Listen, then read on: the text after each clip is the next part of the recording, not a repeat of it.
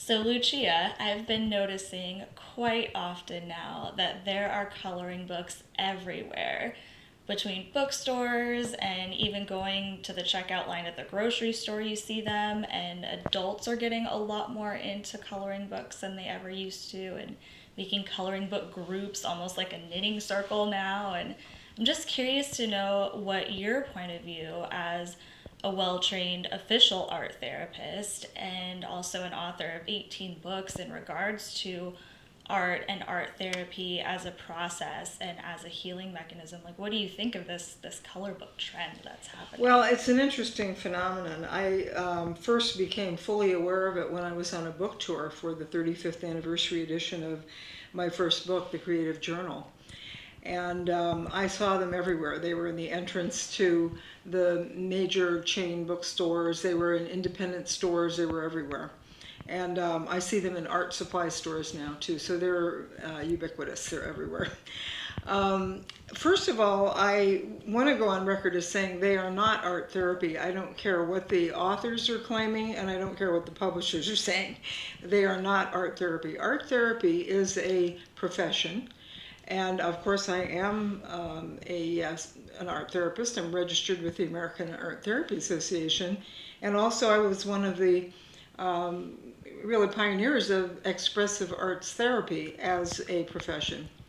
So I think we need to get real clear about the fact that these are not art therapy. Art therapists don't use color books and coloring books, and art therapy involves the interaction of a client and a therapist who is trained and certified and experienced in guiding people into their inner lives, into their emotions, into their wishes and dreams, for healing purposes and for potential, for fulfilling creative potential in life.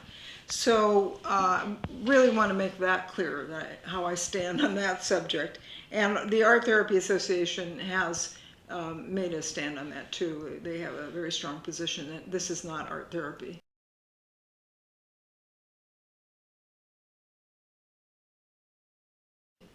And I know one of the things you've mentioned in some of the correspondence on this that I've seen with your publicist has to do with art therapy actually being more process oriented in that sense versus a coloring book which tends to be more product oriented. What do you mean by Well, that? that's exactly true.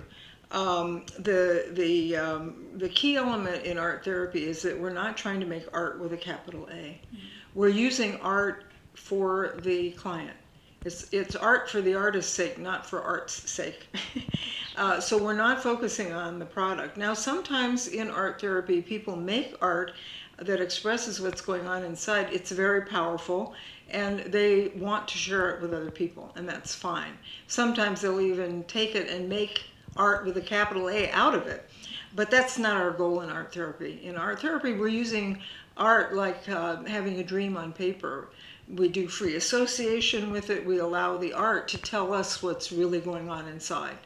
And when I say us, it's because it's a dialogue between the client and the art therapist about what the client has done on the paper or with clay or with any other art material.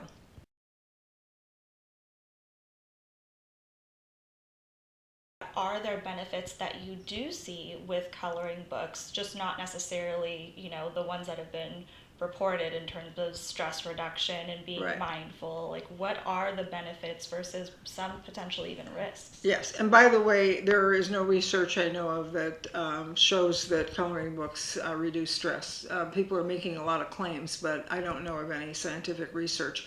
There are tons of scientific research reports about art therapy and what it does for clients. Everything from Alzheimer's to grief work to dealing with cancer. I mean, you name it, art therapy's been there. And in my 40 years as an art therapist, I've taken it to most of those places. So I know that there is research data, and I've even done some of that research myself with children. So I think that's an important point here. What I see happening is that it's a social phenomenon. I think that people are sick of their computers and their handheld devices and their electronic equipment. They are getting swallowed up in it, and they know that.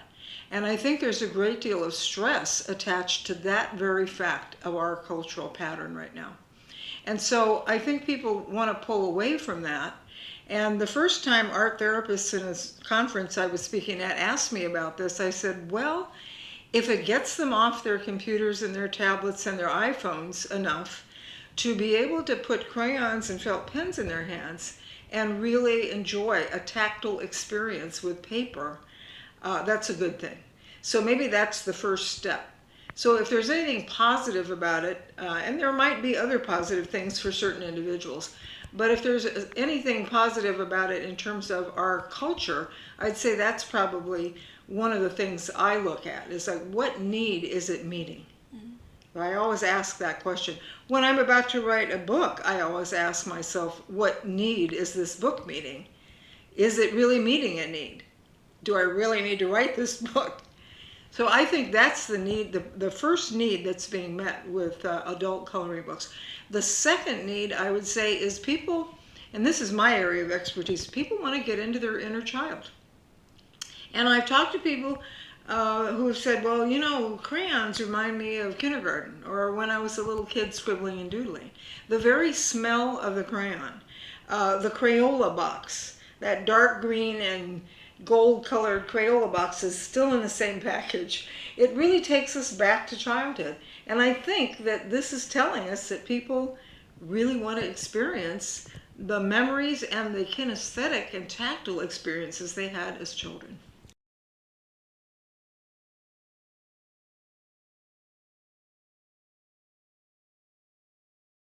So we've got it pulling you away from the screens that we're all seem to be addicted to now, and there's certainly a nostalgia element. I agree with you there. But what about creative thinking? Because you certainly have a good background with that. I know you worked with the Disney Imagineering people for a while, and you've also worked with Hallmark and Mattel Toys. So if anyone would know about creative thinking and how that gets fostered, Right. it would be you. Well, I am an expert on that. I have studied with the best. And the Imagineers were an incredible collection of talent that I worked with for 10 years or more. Actually, I went back for some consulting later. But I was there every week for 10 years working with managers, artists, theme park designers, landscape architects, you name it. Every creative talent in the book. And what I know is that those people didn't get there by drawing and coloring books. Absolutely not. Coloring books limit creativity because what we're doing is using somebody else's line. So my motto is, if you want to think outside the box, stop coloring inside the lines. Because that is a very limiting approach to art, that you're there to just put in the color. Right. You know, that is not creativity as far as I'm concerned. Now, there may be a value in it, the way there's a value perhaps in knitting or doing petty point or something like that. The craft aspect of it, and we come back to getting off the screen and doing something with your hands. That has a value. There's no question about that, and I'm not going to argue that point. But when it comes to creativity and creative thinking, and when it comes to emotional expression, going back to the claim that adult coloring books are therapy, that's very, very questionable.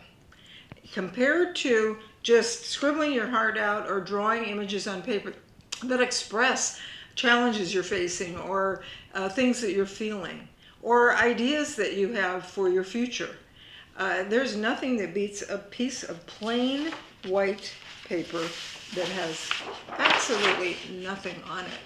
And people are terrified of this. You know, it's almost like it's a television screen that's, you know, and the TV hasn't been turned on yet, and nobody would sit there and look at that.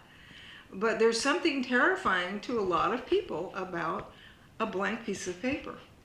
And we used to joke about that at Imagineering. You know, Imagineers love white paper. They would put it up all over the walls when we had design charrettes where we'd be brainstorming ideas for a new theme park pavilion.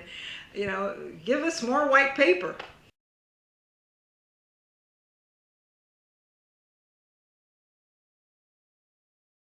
And That reminds me as well, maybe white paper wouldn't seem as intimidating if you were working with a professional on it, like what art therapy really is in terms of maybe getting prompts on how to address the paper and how to interpret what comes out on the paper. And Exactly. And that's what art therapists do. Our first job is to encourage people to park their inner critic at the door, their art critic. Let it go outside and have a coffee break. Because that's why people are terrified of white paper. And this is my problem with coloring books for children and adults. It stifles creativity, and it creates generations who I've worked with, generations of people who come to my workshops and come to art therapy, and the first words out of their mouth, I can't draw. I don't have any talent. I can't even draw a straight line. Okay, I'm talking about the majority of the public out there, and that's been true for all the generations since the 1960s, when I started as a professional artist and designer at the Charles Eames office. I was working with people who knew they were talented, knew they could draw, knew they could design chairs. You know, they had been somehow spared this affliction of coloring books and the whole mode of education that made people and children think that they didn't have any talent. When I'm in Los Angeles doing book signings and workshops, I always say this because Angelinos all drive. They have to. And I always say to them, when you were growing up, did you ever hear anybody say, oh, I'm not talented at driving? Of course they don't, because in Los Angeles, if you don't drive, you don't survive. So there's no question about, some people are better drivers than others, some are safer than others, but they never talk about, I'm not talented as a driver. They just do it. It's a given. You don't even think about it. And I like to quote my teacher, Sister Mary Carita, who later was known as Carita Kent. She used to quote the Balinese. They have a wonderful saying, we have no art with a capital A. We do everything as well as we can. What does that mean? It means that we don't put art off in a category and people who are artists off in a little box. Everybody is an artist in traditional Balinese culture. That's changing now, and it has been changing for a long time. But these are cultures, and many indigenous cultures operate this way. Everybody weaves their own clothing, they build their own houses, they make their own shoes, they do everything. And it's an art, it's beautiful. If you visited indigenous cultures and villages, I collect huipillas, that are woven in Guatemala. They're works of art, but those are the things that people wear every day. But they're exquisite. So to me, art should be part of everyday life, and it should serve us in many different ways.